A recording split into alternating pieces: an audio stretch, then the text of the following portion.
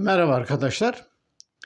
Yapay zeka gelişmelerinin insanlığın geleceğine yönelik ne gibi etkilerinin olacağı konusunu tartışmaya devam ediyoruz. Ülkemizde düşünce alanında bu tür konular gündeme geldiğinde çok kolay bir biçimde iki uca da savrulmak mümkün olabiliyor. Bunda da şaşılacak bir yan yok. Çünkü bizde bilimsel eğitim, bilimsel eğitimi besleyecek felsefi eğitim yok denecek düzeyde. İlkokuldan başlayarak eğitim müfredatımız tümüyle ezbere dayalı ve eski medrese geleneğinin bir tekrarı biçiminde. Öğrenciler hocaların karşısında el pençe divan susuyorlar. Hocalar ya da öğretmenler onlara belli bilgileri boca ediyorlar. Çocuklar onları kafalarına aktarılan bilgileri kafalarına dolduruyorlar. Sonra sınavlarda bunları doğru yanlış biçiminde yanıtlamak zorundalar. Kısacası eğitim hayatımızın ve düşünce sistematimizin böylesine kısır ve tek yönlü olması önemli konularda çok kolay bir biçimde kutuplaşmaya yol açıyor. Yani eski bir deyim vardır, ifratla tefrit arasında gidip gelme diye. Bizim de bütün hayatımızı ilgilendiren temel meselelerle ilgili tartışmalarımız hep böyle ifratla tefrit arasında gidip gelme biçiminde oluyor. Şimdi ifratla tefrit aslında ifrat bir şeyi abartma, olduğundan büyük sayma, öyle gösterme. Tefritte onu küçümseme, olduğundan küçük görme. Yani bir kesim anında bir konuyu yere göğe sığdıramıyor. Onu bilmen çok olağanüstü bir şey gibi sunuyor. Ama karşı tarafta onu yerin dibine batırarak işte öyle olmadığını, tam tersine hiçbir anlamının, öneminin olmadığını kolaylıkla söyleyebiliyor. Şimdi yapay zeka tartışmalarıyla ilgili olarak YouTube'da Türkçe videolara, Türkçe tartışma programlarına falan baktığınızda bu dediğimi çok kolay biçimde görebilirsiniz. Yani bir kesim sanki yapay zekanın hiçbir anlamı, hiçbir önemi yokmuş gibi, onun da bir gelip geçici bir rüzgar gibi geleceğini, belli bir karışıklığa yol açacağını ama kısa bir süre sonra her şeyin taşların yerine oturacağını söylüyor.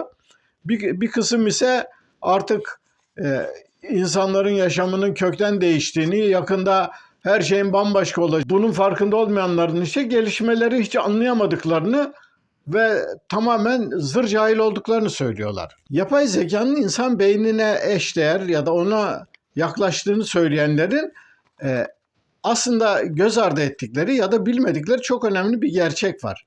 Yani insan beyninin yapıp ettiklerini anlama konusunda henüz biz yolun başındayız. Yani insan beyninin nasıl çalıştığını, insanda bilgilerin nasıl depolandığını, nasıl aktarıldığını, hafızada depolanan bilgilere nasıl ulaştığımızı ve bunları nasıl ele alıp işlediğimizi henüz bilmiyoruz. Bu konularda bilimsel olarak geçmişle kıyaslanamayacak ölçüde birçok noktaya açıklığa kavuşturmuş durumdayız. Fakat bütün bunlara rağmen bilemediğimiz o kadar çok şey var ki bu bilemediğimiz çok fazla özelliği birdenbire göz ardı ederek sanki insan beyninin nasıl çalıştığını, nasıl işlev gördüğünü biliyormuşuz ve bilgisayarların yapısı ve işleyişleri bununla birebir aynıymış gibi düşünen ve buradan hareketle yorum yapanlar çok büyük yanılgı içerisindeler. Şimdi bu yanılgıların en temel ayaklarına kısaca göz atmak istiyorum. Eskiden nöronların, yani beyinsel faaliyetlerle, bilinçle, düşünceyle, duygularla ilgili temel faaliyetlerde nöronların baş aktör olduğunu ve önemli olan bu nöronların nasıl çalıştığı ve birbirleriyle nasıl ilişki kurduklarının öğrenilmesi olduğu zannediliyordu. Ama çalışmalar ilerledikçe aslında işin bu kadar basit olmadığını, yani sadece nöronlar arası ilişkilere bakarak nöronlar arası sinaptik bağlantıların çözülmesiyle bu konunun anlaşılamayacağı giderek açık olmaya başladı. Şimdi yaklaşık 100 milyar nörondan oluşan beyin her nöronun diğer nöronlarla bağ kurma yani sinaptik bağlantı kurabilme potansiyeli ortalama yani 10 bine yaklaşan bir sayı. Böylece yani insan beyninin sınırsız yani 100 trilyonu bulabilen bir veri depolama gücünün olduğunu görüyoruz. Aslında bu güç bugünkü son yapılan çalışmalarla çok daha fazla olduğu ortaya çıktı.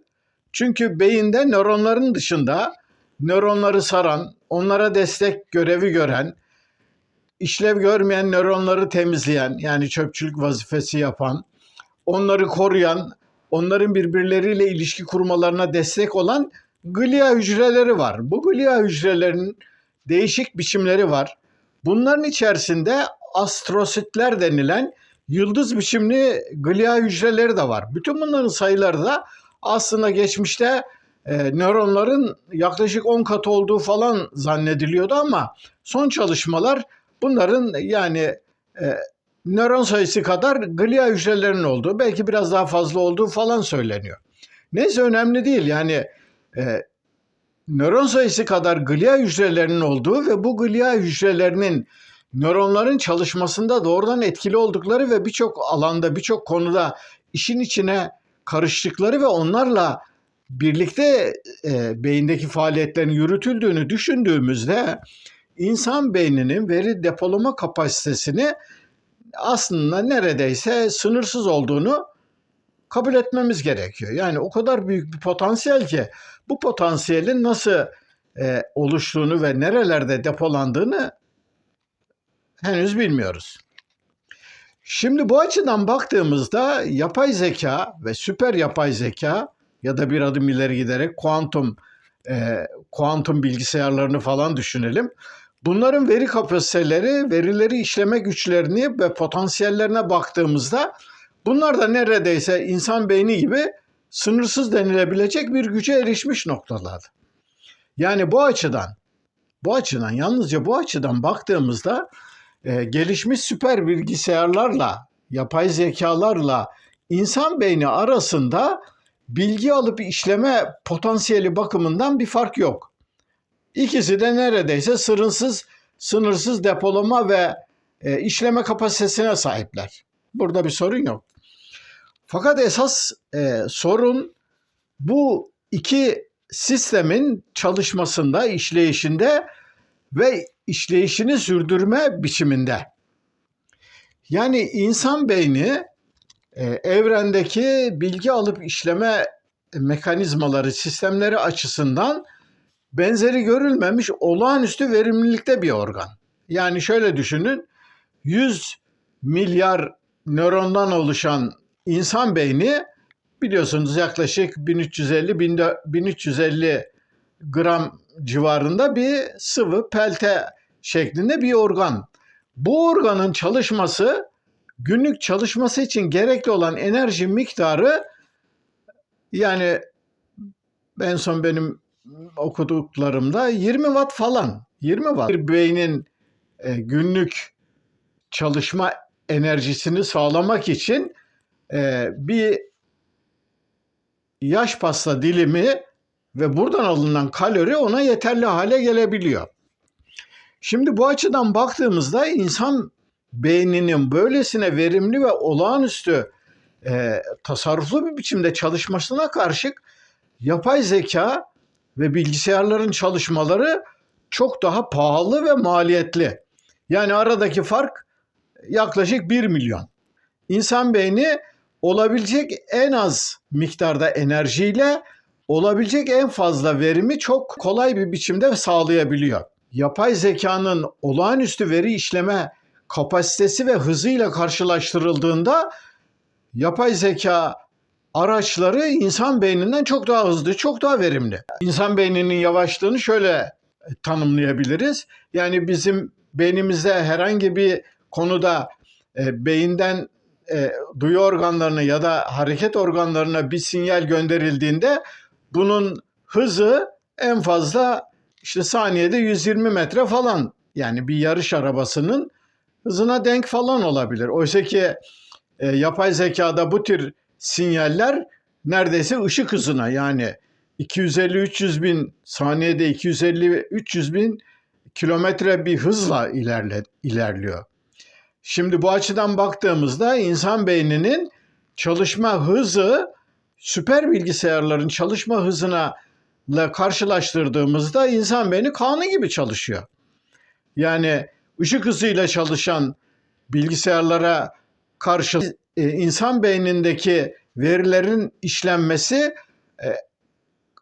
ağır adımlarla ilerleyen bir kanı arabası gibi. Yani çok yavaş. Peki bunun nedeni ne? Bunun nedeni şu: nöronlar arasındaki sinaptik bağlantılar bu sinaplar arasındaki boşluktaki sıvı dolu ortamda madde alışverişleri sağlanarak yürütülebiliyor. Ve dolayısıyla bir nörondan diğer nörona bilgi akışı bu maddelerin akışkanlıklarıyla birinden diğerine aktarılmalarıyla sürdüğü için insan beyni çok yavaş çalışıyor. İnsan beyni çok yavaş çalışmakla birlikte yapay zeka ve bilgisayarların çalışma tarzına kıyasladığımızda olağanüstü bir üstünlüğü var. O üstünlük de insan beyninin paralel bir düzeyde çalışması. Yani şöyle düşünün, insan beyninde 100 milyar nöron olduğunu, bu 100 milyar nöron arasında binlerce bağlantılarla birlikte trilyonlarca bilgi depolama kapasitesinin olduğunu, bunlara glia hücrelerini ya da astrositlerin faaliyetlerini eklediğimizde olağanüstü karmaşık bir yapı çıkıyor. Fakat bu yapı bilgisayarlarda olduğu gibi her biri diğerine bağlanan, otomatik, birbirleriyle seri bir şekilde çalışan bir yapı değil. Bu yapı paralel bir yapı. Yani bu yapıdaki bir takım bilgilere ulaşma bilgisayarlarda olduğu gibi adrese dayalı, yani kodları verilmiş ya da şifreleri verilmiş bilgiye anında ulaşma büyük hızla, ışık hızına yakın bir hızla anında ulaşma biçiminde değil, tam tersine çağrışımsal zeka dediğimiz bir yöntemle aynı anda birçok bölgedeki farklı faaliyetlerin yürütülmesiyle birlikte gerçekleşen bir olay. Şimdi bu olağanüstü büyük bir farklılık yaratıyor. Nasıl bir farklılık yaratıyor? Yani bir bilgisayara herhangi bir bilgiyi yüklediğinizde o bilginin adresini, yani o bilginin koordinatlarını, nerede nasıl depolandığını ve oraya nasıl ulaşacağınızı belirlemişseniz ve bunu belli kodlarla, belli bir yazılımla bilgisayarın hafızasına yerleştirmişseniz 100 yıl sonra bile olsa o bilgiye ulaşmak istediğinizde bilgisayar sizi ışık hızıyla hemen oraya götürür. Anında o bilgiyi sizin karşınıza çıkarır. Hem de eksiksiz bir biçimde, hiç hatasız bir biçimde o bilgiye 100 sene sonra da aynı biçimde ulaşabilirsiniz. Ama insan bilgisi öyle değil. İnsan bilgisi çağrışıma dayalı ve henüz nasıl gerçekleştiğini bilmediğimiz bir biçimde paralel devreler biçiminde aynı anda çalışan çok farklı mekanizmaların birbirini tetiklemesiyle oluşan bir bilgi. Yani siz örneğin çocuklukla ilgili bir anınızı hatırlamaya çalışıyorsunuz. Diyelim işte bir yerde piknik yapılıyor. O piknik yapılırken mangal sırasında bir kaza oldu. Birisi mangalı devirdi ya da bir şey oldu. Ama o an o kadar önemli ki sonrasında da bu olay çok anlatıldığı için o olayın sizi hatırlatan o piknik alanındaki ağaçların kokusu olabilir, mangalın kokusu olabilir, oradaki duyduğunuz bir bağırışma olabilir, birilerinin dehşet ifadesi olabilir, birilerinin telaşı olabilir. Bütün bunlar sizin beyninize girmiştir. Ve siz o olayı hatırlamak istediğinizde bunlar aklınıza gelir ve bunlar parça parça aklınıza geldikçe olayı bütünlemeye başlarsınız. Ama bu bütünleme olayı hiçbir zaman bir bilgisayardaki şaşmaz, kesinlikle olmaz. İnsan beyni her zaman eski bilgilere olduğu gibi ve tümüyle aynı biçimde ulaşmaz.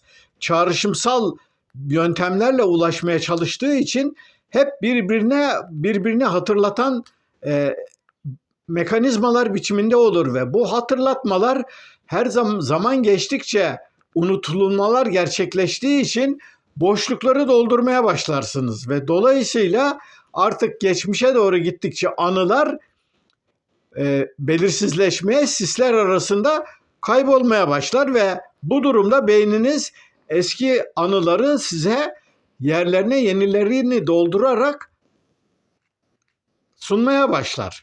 Ne olmuş oluyor? Şimdi bilgisayar hafızası, bilgisayarın belli şeyleri hatırlaması yolu belirlenmiş, şifresi ve kodları ayarlanmış, adrese dayalı bir biçimde ilerlerken insan beyninin geçmişi hatırlaması çağrışımsal zekaya dayanan belli ipuçlarından hareketle aynı anda iş gören binlerce ya da on binlerce farklı paralel mekanizmanın birlikte hareket etmesiyle oluşmuş bir bilgiler bütünüdür. Yani sonuç olarak burada şu noktaya gelmeye çalışıyorum. Demek ki insan beyninin yapay zeka çalışmasıyla örtüştüğünü ve yapay zekaların neredeyse insan gibi düşünmeye başladıklarını söyleyenler aslında büyük bir yanılgı içerisindeler. Hiç de böyle bir durum yok. Yani yapay zeka kuşkusuz insanın belli alanlardaki yetersizliklerini ya da becerilerini, kapasitesini aşabilen işler yapabiliyor. Fakat sonuçta yapay zekaların yapıp ettikleri onlara verilen bilgiler, o bilgilere bağlı olarak onlara sağlanan makine öğrenmesi ve bunun sonuçlarına bağlı olarak bir takım konularda insan beynini aşmış durumda. Ama onun dışında herhangi verilerden çağrışımsal zekaya dayalı olarak insanların ürettiği bir takım bağlantıların, bir takım bilimsel yasaların, bir takım gelişmelerin becerilmesi ve bunlardan sonuçlar devşirilmesi konusunda yapay zeka ile insan beyni kıyaslanamaz. Yani yapay zeka seri, ışık hızına yakın çalışan, kaba güçle verileri işleme yeteneğiyle örneğin diyelim Deep Blue gibi yapay zeka uygulamaları satrançta geçmişin bütün şampiyonlarının üstesinden geliyorlar. Fakat bir bütün olarak yapay zeka uygulamaları ve genel yapay zekaya ulaşma konusundaki yetersizliği göz önünde tutulduğunda yapay zekanın ve bilgisayarların bugün için insan beyninin yapabildiklerine ulaşması ve onu aşması söz konusu değil. Sonuç olarak bu videoda şunu anlatmaya çalıştım. İnsan beyni ile bilgisayarların çalışması birbirinden tamamen farklı. Dolayısıyla bu ikisi arasındaki farklılık yapay zeka ile insan beyni ve bunların yol açacağı sonuçlar konusunda bizi daha kapsamlı düşünmeye yöneltmek durumunda. Bu konuyu sonraki videolarda daha da derinleştirmeye çalışacağım. Beni dinlediğiniz için teşekkür ederim. Dinleyen, yorum yapan, eleştiren ve destekleyen bütün arkadaşlara teşekkür ediyorum. Bir sonraki videoda buluşana kadar hoşça kalın.